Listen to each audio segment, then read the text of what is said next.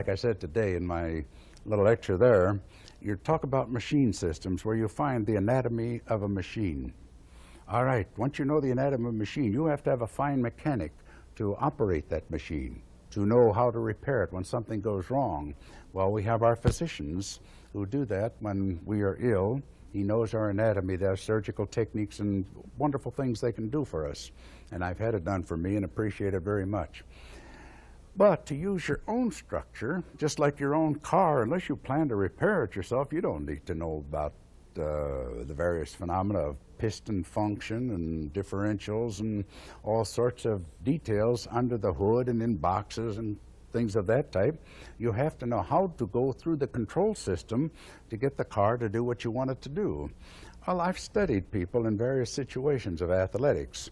I've looked into the lifestyles of people, the Australian Aborigine, the people who are untutored in various parts of South America, and how they do tremendous physical feats. They dance, they play flutes, they play drums. They use their bodies for enormously complex things, and then there are no PhDs. And so I figured, well, you know, let's face it, you know, these people are doing things. I have a trumpet player that comes up from Mexico for lessons. He can hardly read or write, but he plays great.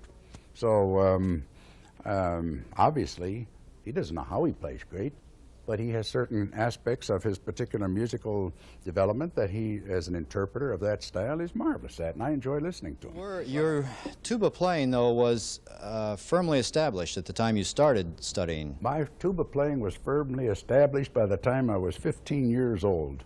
I used to sit down, my mother played piano. I would play all the melodic lines to Poet and Peasant Overture, to William Tell. I would play very difficult music without having the faintest idea of what I was doing. I knew from her coaching what the music should be like. I used to listen to Herbert Clark and the Long Beach Municipal Band.